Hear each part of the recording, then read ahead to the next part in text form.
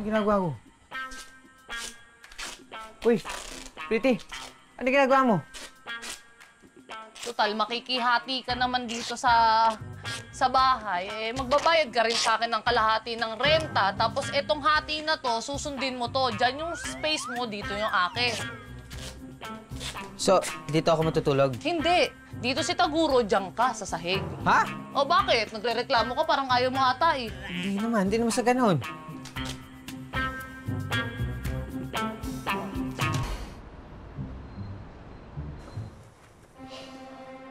Aray!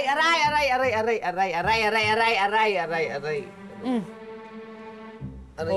Aray ko. Ano yung naarte-arte mo? Ha? Hindi. Kasi ang sakit ng likod ko eh. O tapos? Ilang araw na rin kasi akong hindi nakakatulog sa malambot eh.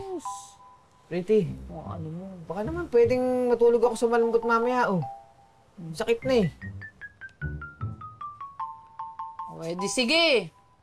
Matutulog ka mamaya sa malambot na kama, pero pakakatandaan mo, Oka, sinasabi ko sa iyo. Huwag na huwag kang lalagpas dito sa mga linyang yan. Di ka naman siguro tanga, no? Baka sabihin mo kasi aping-api ka dito.